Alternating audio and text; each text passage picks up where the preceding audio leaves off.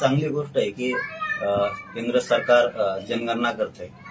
जनगणना होणं गरजेचं होतं, कारण इंग्रजांनी केलेली जनगणना होती, त्याच्यानंतर जनगणना झाली नव्हती. हे लक्षात येईल आता की जी फुगून आकडा दाखवला होता ओबीसीचा आणि जास्तीचं आरक्षण लोकांचं अतिक्रमण करून जास्तीचं खाल्लं होतं, ते तरी चांगली गोष्ट होईल. आता त्याच्यामुळे उघडं तरी पडत की दूध का दूध पाणी का पाणी होईल, किती संख्या आहे काय आहे, हे तर चांगलीच गोष्ट आहे. पण मला असं वाटतं की जनगणना करण्याची आवश्यकता सरकारला नसावी, कारण बाठी आयोगानं आत्ताच रिपोर्ट दिलाय, त्या जरी शिफारशी लागू केल्या तरी पण भागतायत. काय जनगणना करण्याची आवश्यकता नाही, परंतु आता सरकारची इच्छाच आहे, केली तरी हरकत नाहीये. आमचं काय विरोध असण्याचं काही कारणच नाहीये. आणि हे करत असताना मात्र जी आयोग गठीत केला जाईल, आता जी समिती असेल जे काय असेल, त्याच्यावरती लोक मात्र निष्पक्षपाती काम करणारे असले पाहिजे.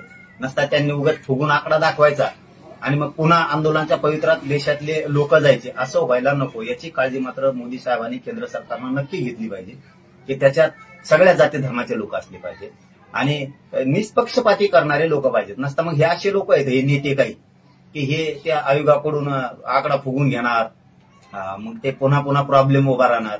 त्याच्यामुळं जसं बाठे आयोगानं काम केलं होतं निष्पक्षपणानं आणि स्वच्छ चांगलं काम केलं होतं, त्या शिफारशी सुद्धा लागू करायला पाहिजेत. पण आता जर नसल्या करायच्या तर येणाऱ्या आयोगात तरी किमान चांगले लोक असणं आवश्यक आहे.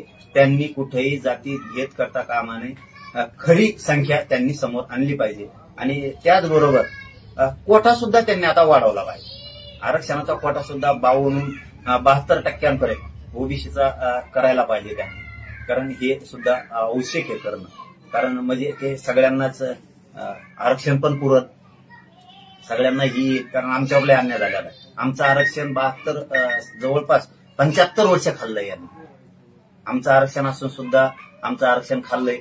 आमचे पोरं सुशिक्षित बेकार झाले सगळे. त्यामुळं सरकारनं आता निष्पक्षपातीपणानं जनगणना करावी ही सरकारला विनंती. आणि आयोगात मात्र चांगले लोक असणं गरजेचं आहे. आणि जर माझी पुन्हा तेच म्हणणं आहे की एखाद्या वेळेस जनगणना करायची सुद्धा गरज नाही. बाठी आयोगाच्या शिफारशी जरी लागू केल्या तरी पण सगळ्याला न्याय योग्य मिळेल. आरक्षण हे कशासाठी आहे? हे आरक्षण शिक्षणासाठी, नोकरीसाठी आणि राजकारणामध्ये सुद्धा आहे. पण आणखीन एक महत्वाची गोष्ट त्याच्यामध्ये आहे, ती म्हणजे खासदार सुमित्रा महाजन नंतरच्या लोकसभा सभेच्या अध्यक्ष, त्यांची एक 16 खासदारांची कमिटी निर्माण झाली ओबीसीचा अभ्यास करण्यासाठी. आणि त्यांनी रिपोर्ट दिला की ओबीसीची परिस्थिती फार वाईट आहे. त्यांना जसं आपण दलित समाजाला आणि आदिवासी समाजाला भारत सरकार निधी देतो वेगळा, राज्य सरकार निधी देतो वेगळा, तसं ओबीसींना द्यायला पाहिजे. पण ओबीसीची जनगणना आणि आमच्याकडे डाटा नाही, तो सेन्सस कमिशनने आम्हाला मिळवून द्यावा. मग तो काही झाला नाही. मग मनमोहन सिंग कमिटी आली, त्याच्यामध्ये पवार साहेब पण होते, चिदंबरम होते. त्यांनी तेच सांगितलं की ओबीसींना मदत करायलाच पाहिजे, परंतु डाटा नाही, तो सेन्सस कमिशनने द्यावा. 2010 आम्ही सुप्रीम कोर्टात गेलो, समता परिषद, आणि सांगितलं की 11 जी जनगणना सुरू होईल 2011 जातगणना करा. सुप्रीम कोर्टाने सरकारला विचारलं, भारत सरकारला काय म्हणणं आहे. दरम्यानच्या काळात खासदार आमच्या समीर भुजबळ त्यांनी मुद्दा उपस्थित केला लोकसभेत, आणि त्यांना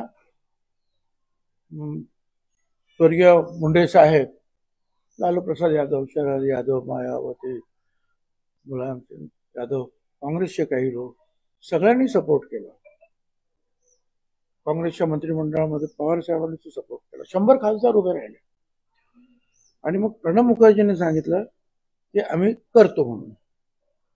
त्यामुळे सुप्रीम कोर्टातली केस आमची मागे आली. ठीक आहे, पण त्यांनी ते सेन्सस कमिशन कडून करायला पाहिजे, ते केलं नाही. आणि प्रत्येक राज्यावर सोपवलं की ग्रामविकासने गावात करायचं, नगर विकास नगरात करायचं, आणि ते काही बरोबर झालं नाही. तो डाटा अजूनपर्यंत काय आला नाही. थोडक्यात म्हणजे आमची पण त्यावेळेला फसगत झाली. सेन्सस कमिशनने जातगणना करणं आणि जे प्रणब मुखर्जींनी जे जातगणना करायला सांगितले आमची, त्याच्यामध्ये मूळ फरक असा आहे की सेन्सस कमिशनरची जी जातगणना आहे ती फार शास्त्रीय पद्धतीने होते. खोटी माहिती, चुकीची माहिती जर दिली तर त्याला कायद्यानं शिक्षा आहे. तसं या दुसऱ्या जातगणना जी झाली आमची त्याच्यामध्ये काही नव्हतं. एक भोंगळ स्वरूपाची होती असं मी समजतो. काही फायदा आम्हाला झाला नाही. त्यामुळे आता ही जी जातगणना होईल ही अर्थातच त्या दशवार्षिक जनगणनेबरोबर सेन्सस कमिशनकडून होणार.